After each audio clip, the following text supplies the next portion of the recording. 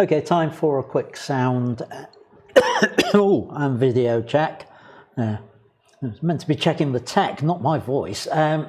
Anyway, if you can hear me, if you could just pop a comment in the live chat so that I know everything's working okay, that'd be much appreciated. And I'll see you at the bottom of the hour. See you in a short while.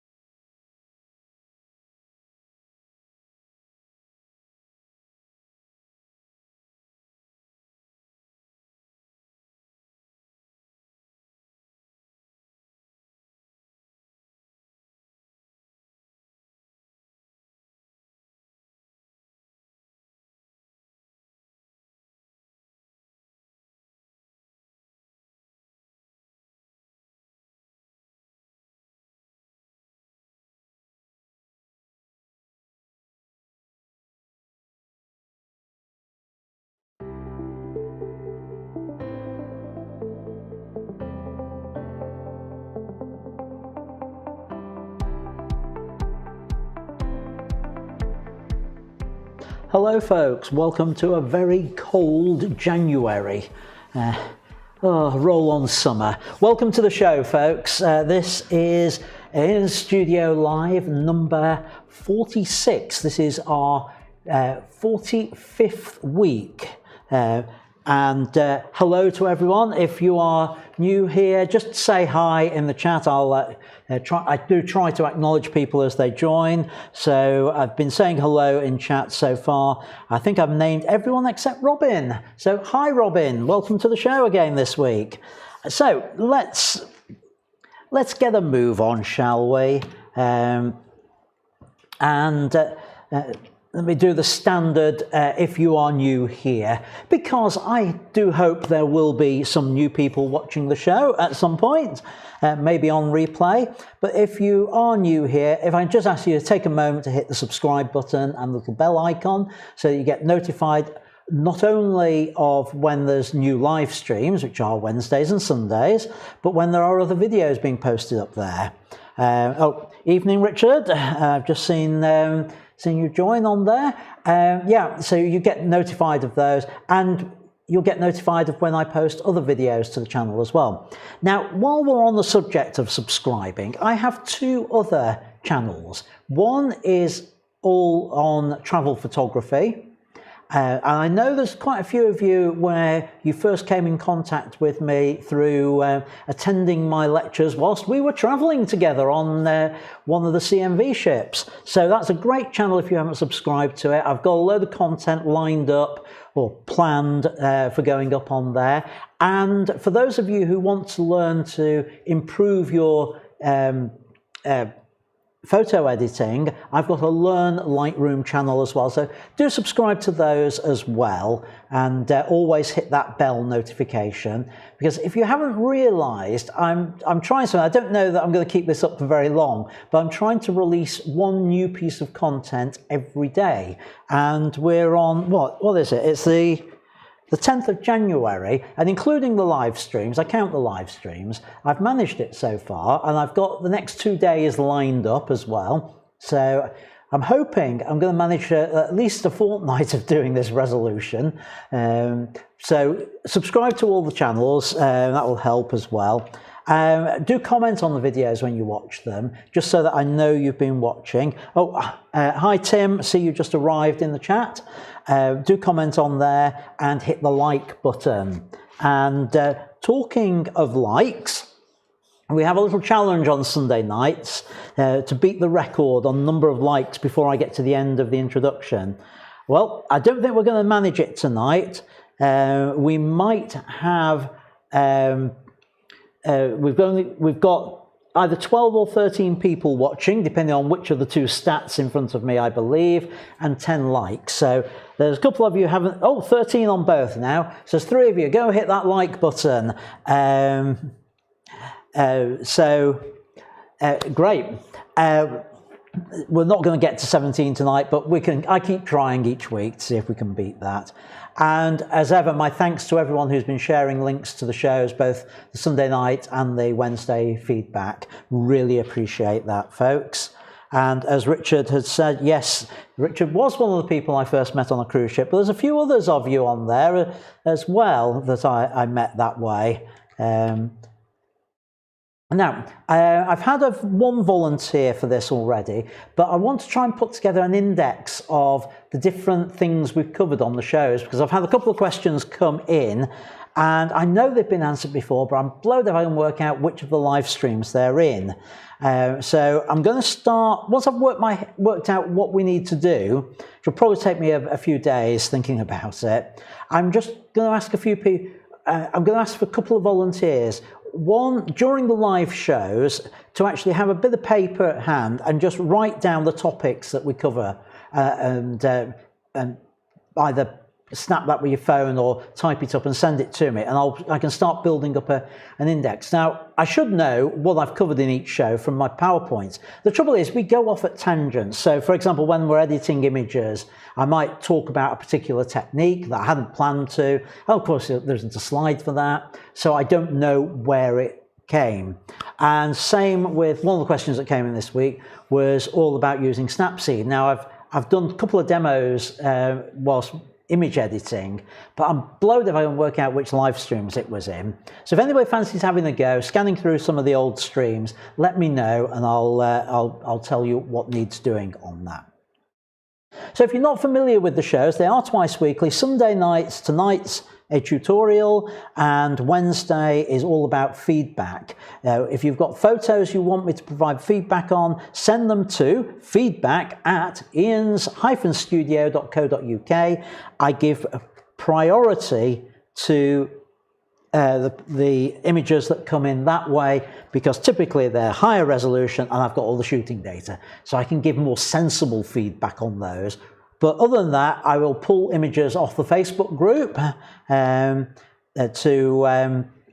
share with you. The shows, as I say each week, stay on YouTube for a while, and I am getting the extracts on them up there across the 3 channels. If you enjoy the shows, you find them helpful and want to say thank you, there's a way you can do it financially, and that is through my Buy Me a Cuppa campaign. And it's run by BuyMeACoffee, the well-known website for that YouTubers use, and you can make a little donation there, which helps keep the show going. And where each show, one of the names comes on my mug as a way of saying thank you. So tonight, my cup of tea is courtesy of Andy Wright. So cheers, Andy. Thanks very much. Much appreciated. Yeah, and it's warm. I need something warm. Right, the Facebook group that I've mentioned is this one. I think everyone in the chat's a member of it already, but if you're not, please join, share your photos there. It's where we have the photo challenges going on and info about what's going up. It's basically where the conversation continues during the week. And once a week, I change the cover image on there. It's not one of mine. I choose a member photo to be the cover each week. The one that's up there at the moment is this one you can see over my shoulder from Peter. I'll be changing that at the end of the show tonight, and I'll announce at the end what the new cover image is. So so stay tuned to find out if it's yours. I have a newsletter, and a link is down below if you want to sign up for that. So what have we got on the show tonight? Let's get a move on, eh? I've got my usual Q&A, live Q&A, so if you've got questions, stick them in the chat on there. I'm going to be covering histograms to start with. That came in as a Q&A from Bernard, and so I promised I was going to cover it, and tonight's a good show to do it because it links in very much with what I want to talk about with photography in the snow. One thing I do need to give a briefing on is exposure compensation. Now, I suspect most of you already know about this, but if there's people watching this who aren't familiar with it, I just want to go over that so that you know what I mean when I start talking about exposure compensation, how it works. So histograms, exposure compensation are really sort of background information for everything else that I'm going to talk about tonight. So then we're going to talk about photography in the snow, in particular Snowscapes on there. And no, we haven't beaten the record. We've got 17 concurrent viewers, or 16, and 13 likes. So we'll have to carry that over till next week. We need a few more people on here to beat that record. Right, okay, a little bit of news. Well, I've already mentioned this really. The 2 channels, my other YouTube channels, the Learn Lightroom and the Travel Photography channels, I have been updating them. There is new content on both of those, as well as here on my main channel. So do make sure you go and subscribe to those, have a look at those. I'm posting links to them in the Facebook group each day to say what's going up there that day. So please subscribe to them. That's all I want to say on that. Q&A, as I said, get your questions in the chat. If you're watching this on the replay, then put your questions in the comments. I'll pick them up from there, or you can email them to me at contactme@ians-studio.co.uk. All right, histograms, let's get going on this. It came in from Bernard. I've held it back because it fits in well on this week. Now, all digital cameras, as far as I'm aware, have a histogram function these days. And it's probably one of the most useful tools you have on your camera for getting your photos right.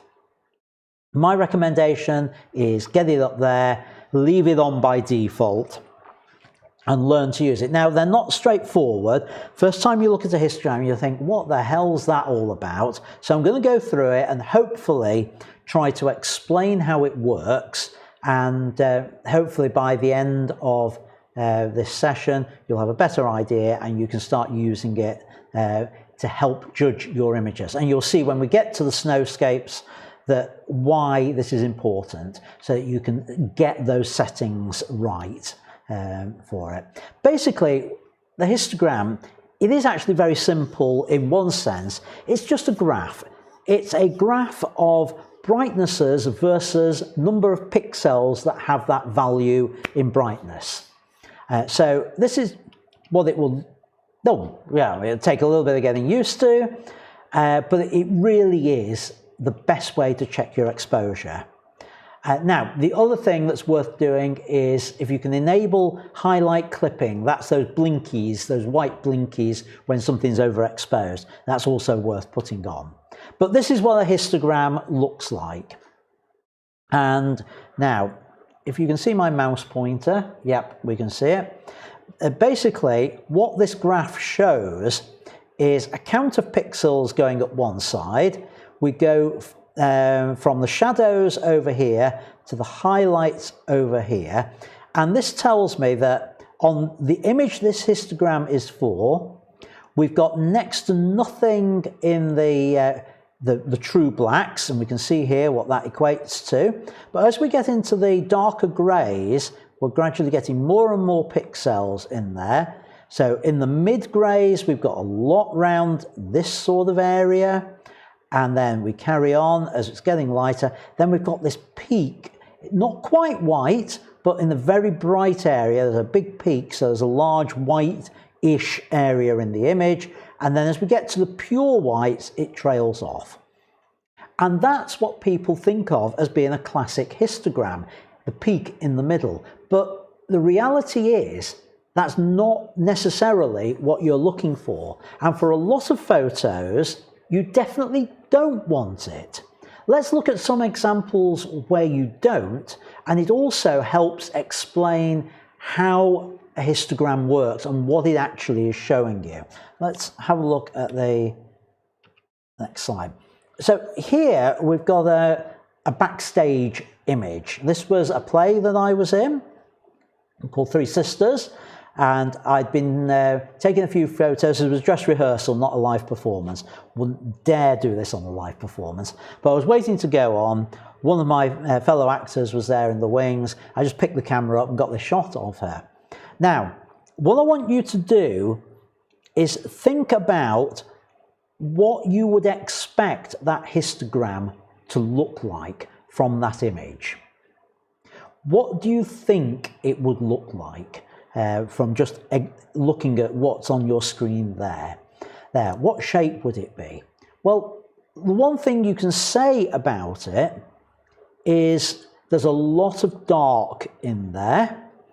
There's not much in the midtones, and there's a little bit of white. So how would that look as a histogram? Well, it would look something like this. So again, let me point out with my all that black dark areas is this section here. You can see the majority of this image is over in the darks area, the dark bit just here. There's very little in the mid areas because the face, to be honest, is really just this sort of area. And then we've got this little peak at the end. And what does that equate to? Well, that equates to the candle that's here. So we've got a blown out candle. So this is the complete opposite to that image that I showed you, that histogram image I showed you before, where the peak was in the middle. With this, it's the complete opposite. Does that mean it's the image is wrong? No, it doesn't. It means that I can look at that histogram and think, yep, that's fair enough, because I want the majority of my image to be dark.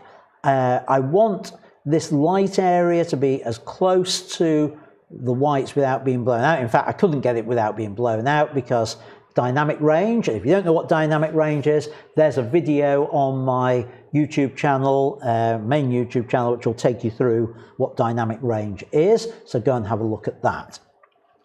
So we get this U-shaped one for this image. Let's look at another image. And again, I want you to think now, what would the histogram look like for this image? It's a bride, it's on her wedding day. I got the exposure set for her and I allowed the background, basically the window, to go overexposed. So what do you expect to see the histogram on this? How do you think it will look? Well, if you said everything over on the white side of it, let me tell you, you're completely wrong, because it isn't like that.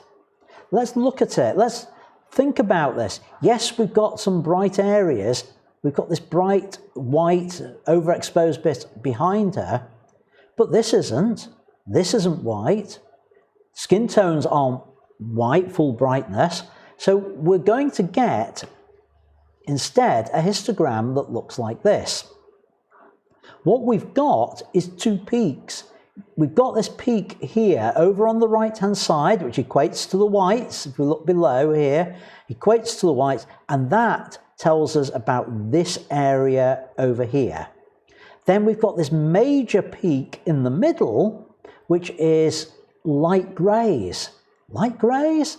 Yes, light greys. It's this section down here, the dress. It's not white in terms of the value of the pixels, it's light grey. So that's represented as that. We look further down, we get down to the true blacks, and there's nothing there. Oh, look at the image. There is nothing there that's true black. Maybe the odd pixel within the bouquet, but that's it. And maybe a little bit with her hair, which will account for just some of these bits down here, right on the edge. So that's what we're seeing there. It's a graph that interprets the image in terms of counts of brightnesses. Now, why is that important to us with snow photography? Well, it's important with snow photography because we want to make sure that the snow is white. That's the key thing we actually want to do with snow. We want to make it look white. So there is another bit to histograms which I'm not covering tonight, and that's all to do with colour histograms, because here is an image where it's been broken out into different colour channels, and you can see the different colour channels have different graphs, and then they're combined together there. That's a completely different topic. It's one that's worth us looking at in the future, and I'll probably cover it on a different live stream later on and explain the difference between effectively colour histograms, RGB histograms and luminosity histograms, because there are different ones on there that we can look at.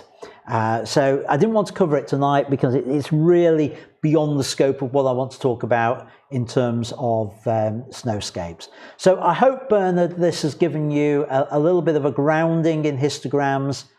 Then watch one of the future live streams, one of the future videos for the one when I cover colour histograms. Right. The other thing I need to mention, which goes hand in hand with all this, is once you can use the histogram to analyze the exposure to see whether you've got it right, you can then use that to know whether you need to correct the exposure of an image. And we do that with a tool called exposure compensation, which you may know, you may have heard of.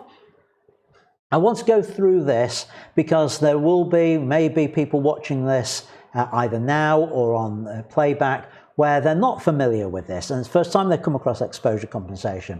And I've always been surprised when I've been on the ships how many times when I talk about this, this is completely new to some of the people at those lectures. So I want to just go through it for the benefit of anyone who doesn't yet know. It won't take me long to do this. So what is exposure compensation? Well, it's an essential skill for what we're talking about tonight, about the snow, but it's a function on all cameras that allows you to adjust the exposure that the camera thinks it has calculated. And it's done usually with either a dial or buttons, and the dial or buttons and up and down buttons, things like that. It will be different on different cameras, but there's one thing that seems to be common, and that is a little button marked plus minus, and there's usually a dial that goes with it. So let me just talk you through it. Really, what it allows the photographer to do is to change the exposure. And I used to say up to 2 stops, plus or minus. And some cameras, it's still limited to that. Other cameras these days, it can be 5 stops that you can change, up or down, to change the value that the camera has calculated. So the problem we have is cameras are dumb. And the camera thinks that everything should average out to about a mid-grey on there. And it will get that wrong, because snow shouldn't, for example.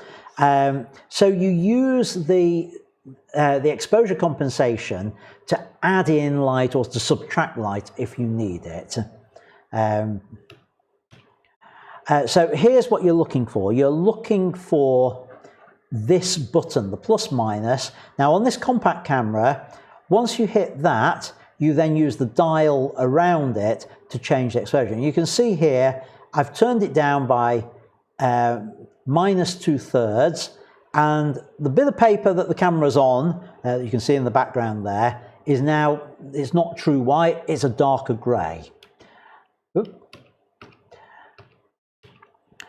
If I move it down further, to -2, it becomes very much a much darker grey, the camera's recording. But, oh, I think I'm about to sneeze. Move it the other way, +2, remember that one, then you can see it's now more or less white. So the camera was seeing all that white and thinking, well, whatever's in there, I've got to make it a mid-grey. We don't want it mid-grey because in this case, the white card needs to be pure white, as snow needs to be pure white. So let's show you how this works with an example of, well, first of all, a black cat on a black background, basically. The histogram, as you can see here, everything is going from nearly black, it's in the dark greys area. But this was a proper, true black cat, and that was a true black background. So actually, what's happened here is the camera's seen all this dark and it's overexposed it. It's trying to make it look this mid-grey tone. We want to bring it back into the blacks. So I used exposure compensation, I used a stop and a half, and I've brought the cat right back to being black. Now, I hope you can see this properly on the video and that YouTube's not compressing it too much, but the detail really is there all the way around on that, and I can prove it by looking at the histogram. So the histogram for this now looks like that. Nothing is, well, we've perhaps got a couple of pixels which are true black, but everything is just right down in this dark area, and there is detail there. And I know that by looking at the histogram. Everything's in this very dark area, which is what I want for this photo. I want everything to be almost black, but with just enough detail in it. So that's how I'm using the histogram. That's how I'm using exposure compensation. I think I took about a stop and a half out from that one to achieve it. Right, okay, let's move on to snow then. And now, the snow goes the other way. It's white. The camera tries to make it look like this mid-grey, and we get these muddy colours in here, this muddy snow in there. What does the histogram look like? Well, the histogram looks something like this. We've got the peak. Well, there's the mid, and it's just near the mid. It's only just above mid-grey, most of that, and there's nothing pure white. So what I need to do with that to make that snow look right is to add in 1.5 to 2 stops. Well, in this case, I tried it with 1 1/3 stops, and you can see that's much more like the white snow. It could probably afford to go a bit further actually with that. But now I've done that, you can see we're much closer to the white area because I've added in extra light. I've shifted the histogram, well, as you're looking at it, I've shifted the histogram. No, I've shifted the histogram that way. Oh, this is all confusing. Yeah, I've moved it over to one side to try and make everything lighter. So the final thing to say on exposure compensation, if you're not familiar with it, is if you use it, don't forget to reset it afterwards. Again, going back to my time on the ships, one of the things that I've had as questions more than anything else, I have people coming up to me when I'm on the ship saying, Ian, I've got a problem with my camera. Everything's overexposed or everything's underexposed. What's the problem? And I can tell you straight away, at some point they've managed to get exposure compensation set on there. And it happens so many times. And those of us who know about it, we've all done it. Be honest, we've all done it at some point. We've left exposure compensation on and we've ended up with shots which are overexposed or underexposed that shouldn't be on there. Right, I want to play in at this point because I need a drink and before I do the next section, a short video. Now, this was already on, I put this on my travel channel a couple of days ago, which shows a real world situation of me using exposure compensation out in the snow, and it finishes with a slideshow of the location as well. So I'm going to play that in. It's only a short video, but it will give you a better feel for this in the real world. You'll see me using it, the exposure compensation, and using histograms in a real world scenario. So you'll get a better idea of how we use it in practice. So here we go. Enjoy. Hello, welcome to In Studio. I'm Ian in Butterfield and I'm in Norway today, and in this video I'm going to show you the importance of exposure compensation whilst photographing in snowy conditions.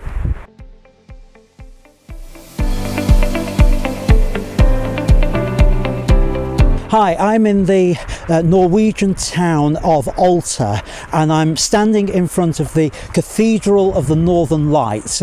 I've been here taking some photographs, and it occurred to me this would be a fantastic opportunity to explain to you the importance of exposure compensation, particularly when you are taking photographs in the snow. The problem is the camera's dumb. If you take a shot, just a simple shot like this, you can see that the image is very badly underexposed. Why is that? Well, the reason is that the camera's dumb. It assumes that everything that it's photographing, the brightness will equate to 50% grey. So it tries to make this lovely white snow and the bright background into a grey, and so it underexposes the photograph. What we need to do to compensate for this, if you're shooting in aperture priority mode, as most photographers do, or shutter priority mode, you need to use a thing called exposure compensation.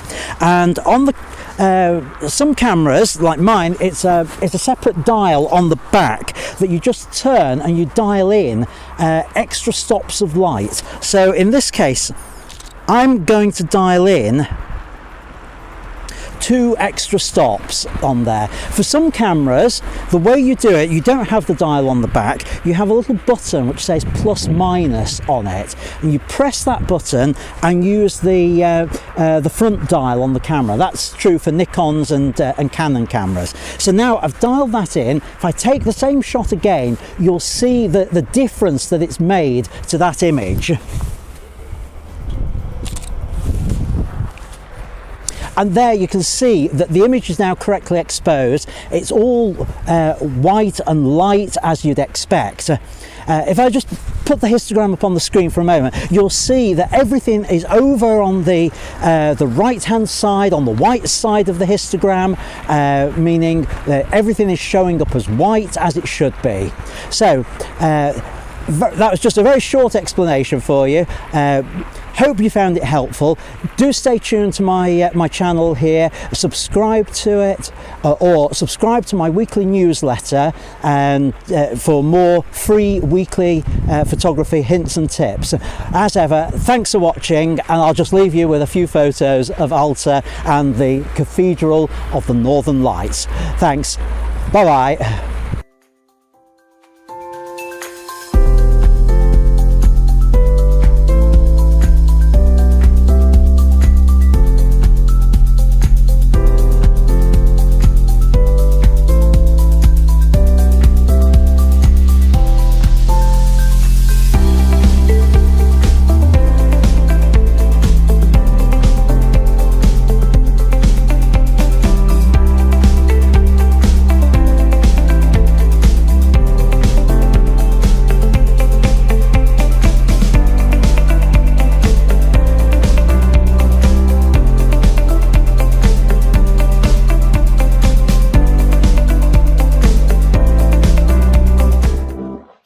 Right, okay, you don't need to see the YouTube end screen on there. So yeah, I hope that sort of helped bring it home, showing it actually all being used in reality. So let's move on. I haven't seen any more questions come in on the in the chat, so either I've sent you all to sleep or something. So let's move on with snow and snowscapes. So basically, I'm going to go through a few images and a few to inspire you, and just talk about them and the techniques involved with those. So here we go, right at the start. Now, obviously, there's so much white and light colours on here that I had to use the exposure compensation. Now, here's a tip for you.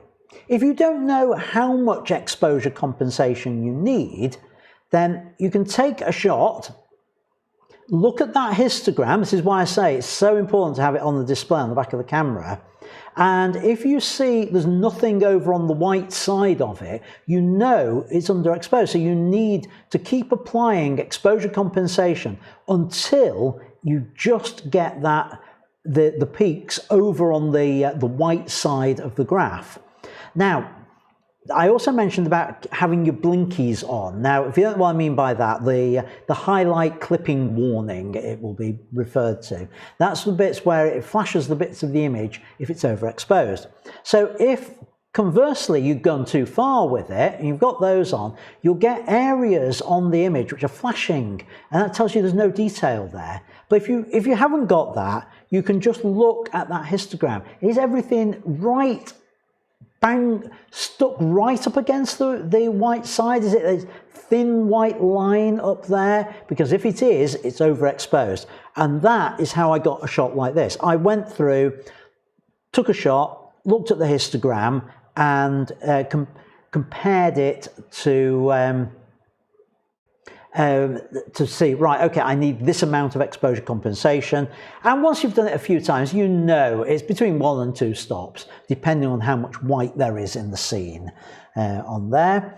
So this one, now, a couple of things to say generally about snowscapes.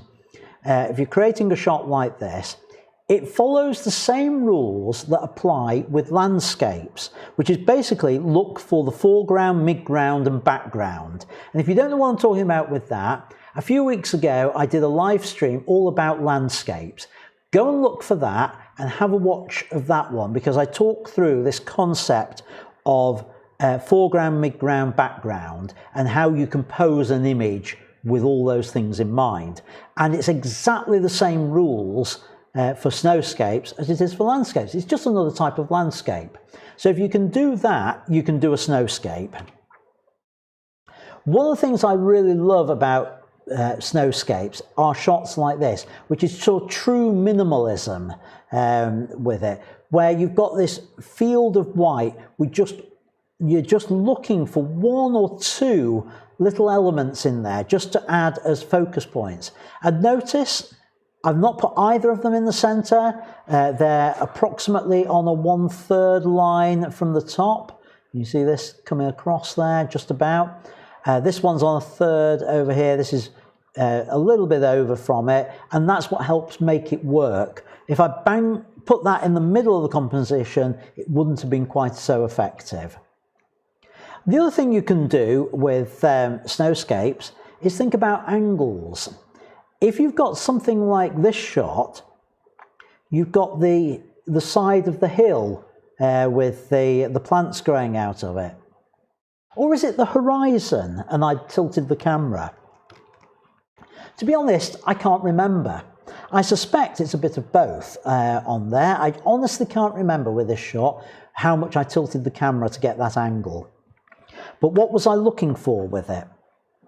Well, the few twigs that there, notice where they are. They're on, I've got them on that 1/3 line, a 1/3 from the top approximately on there. The strong diagonal, and I've got it going, I didn't go corner to corner, and this is a trick. If you're not going corner to corner with something, you see I'm a little way down there, and I'm a similar way up there, so the angle is consistent going across there.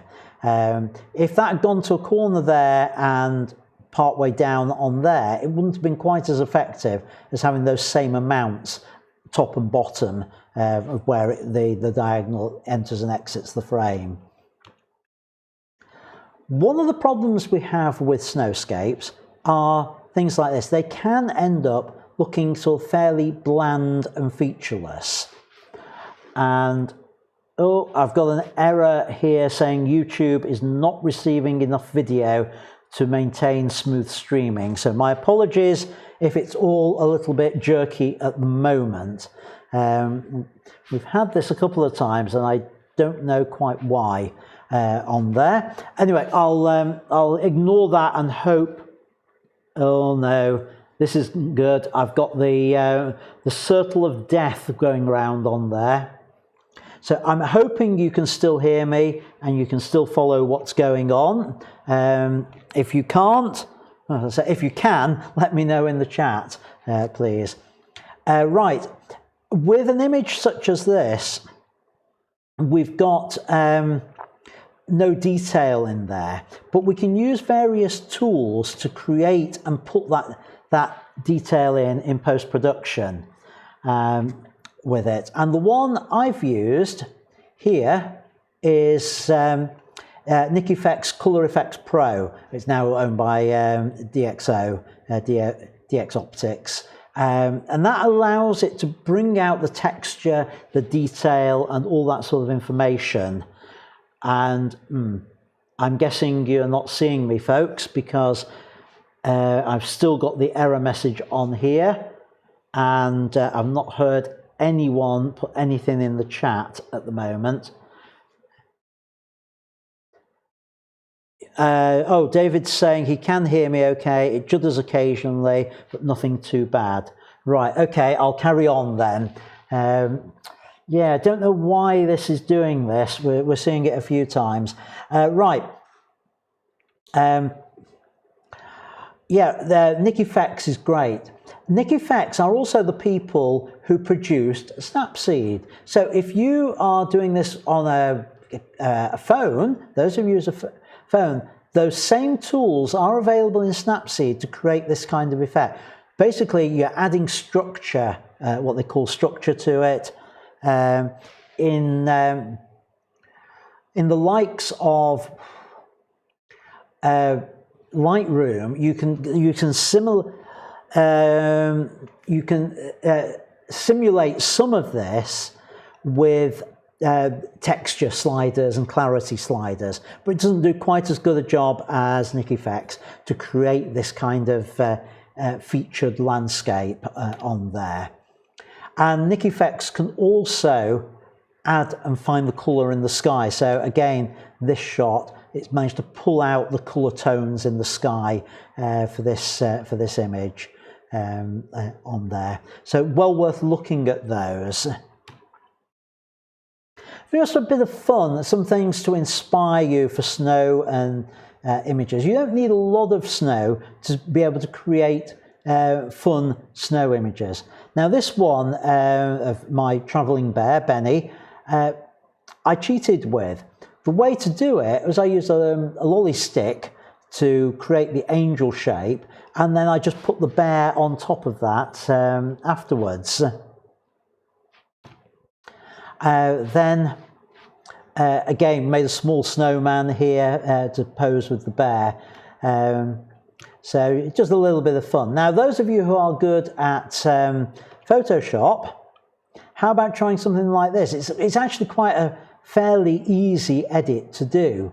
I've taken the man walking across the road graphic and cut it in two, tilted it and rejoined it onto the foot to make it look as though he's sliding, and then added a little bit of motion blur to it on there. So just a little bit of fun in Photoshop for you to have a try at. And it's telling me excellent condition again on the live stream and the data. I don't know what's going on with that. Right, so that's really my thoughts and advice and inspiration for snow photography in there. But there is one final problem to talk about with working in the snow, and that is all to do with your batteries.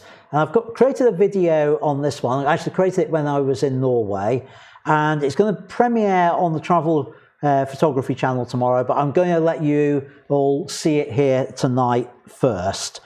So here you go, how to deal with battery problems in the snow.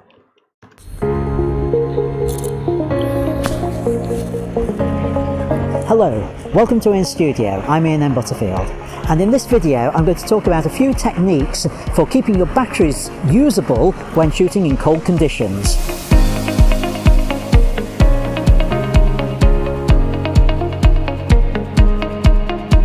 Hello, I'm in the Norwegian city of Narvik. I'm actually outside the World War II museum here. I'm on a cruise line at the moment, going around Norway lecturing on photography, and today we've called in to the city of Narvik, and I'm out and about photographing the city, but the temperature is quite low, and that presents us with a problem as photographers. The charge in the batteries appears to run out very quickly. In reality, it's just caused by the cold, and the solution to it is always to work with a spare battery. And what you do is you keep your spare battery in an inside pocket where your body temperature will keep that warm. When the battery you're using in the camera appears to have run out of charge, take it out of the camera, take the spare battery out of the inside pocket,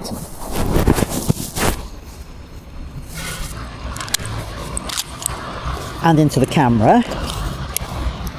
The battery that's just come out of the camera, important to put it back in the inside pocket where it can warm up.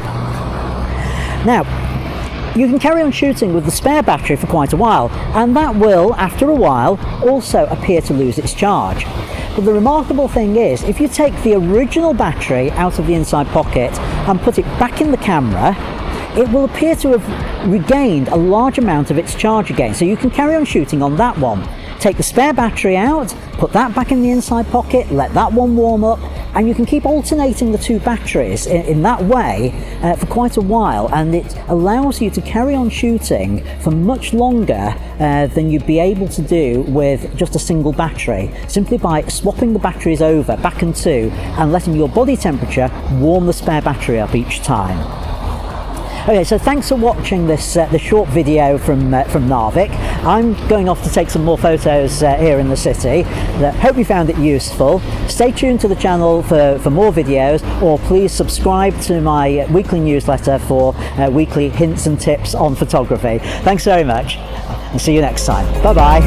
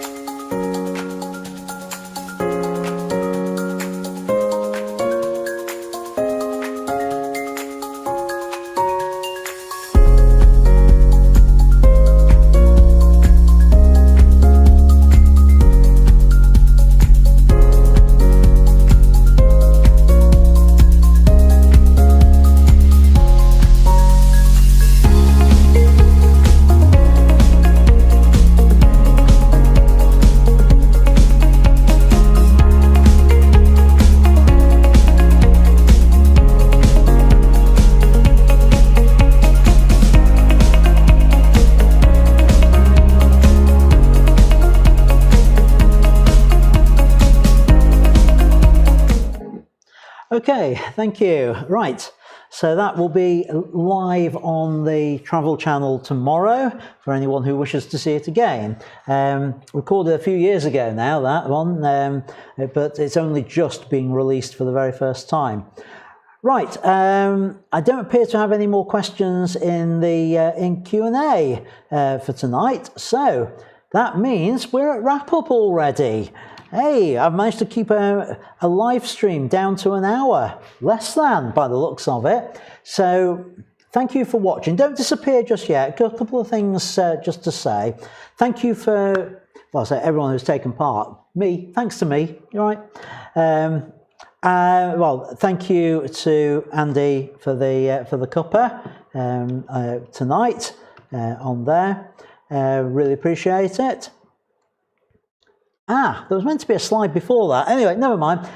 This week's photo for the Facebook group is the new cover image, and I'll set it up shortly. Is from Ruskin Savla, which was of well, a bird of prey. I think it's some form of hawk. On there, that will be the new cover image. So well done, Ruskin. I know he doesn't watch live because he's in India, but he does tend to watch on the replay. So hope you see this on the replay, and if not, I'll be tagging you in the photo on the Facebook group on there. So congratulations, Ruskin. I'll change that shortly. On Wednesday, I'll be doing feedback on your photos. I'm going to give special emphasis to to any snow images. They're high priority ones. Obviously, anything that gets sent to the feedback at ianstudio.co.uk gets priority over and above anything else on there. And I've been sent some top 10 images from 2020 from a couple of people. I'm going to do one set on Wednesday, one set the following week on that. If you've also got a top 10, send them to me via WeTransfer at feedback@ianstudio.co.uk, and I'll include yours in future weeks on there. Other than that, I'll be taking photos from the Facebook group. There's lots of great stuff there, stuff that's been going on with the bingo challenge. I've just got to say, folks, I'm really impressed with the thought processes going into some of those images on the bingo challenge. Well done to everyone who's taking part on that. Really enjoying what I'm seeing on those, and I'll have some feedback on those, some of those on Wednesday as well. Then next Sunday, I'm going to do a session on posing people. Or at least I'm going to try to anyway. And normally when I do this, I like to actually have somebody to pose, and well, we can't do that, so I've got to do it all from images. I'll do the best I can with it, folks, and hopefully I can cover it and explain it all. But if you want to start this week uploading your portrait images, but I'm thinking about ones where there's some thought gone into how the person has been posed is really what I want to get at with that. So if you've not just a snap where the person just happens to be doing something, where you've deliberately posed the person in a particular way to make the shot work. So that's what I want to, I would suggest you post in the Facebook group. You're welcome to post anything there, you know that, and keep posting your bingo photos, of course. So that's it for this week. Subscribe to the travel channel, to the Learn Right Room one, to Ian's Studio, and until next time, as ever, thanks for watching and keep making great photos. Bye for now.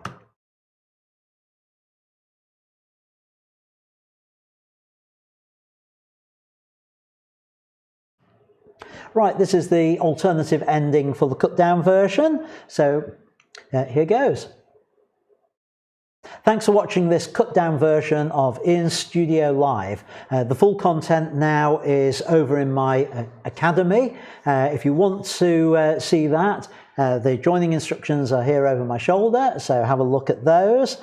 And highlights will be appearing here on the channel as well, so maybe you've caught them there. So thanks for watching. Until next time, keep making great photos, and I'll see you in the next video. Bye for now.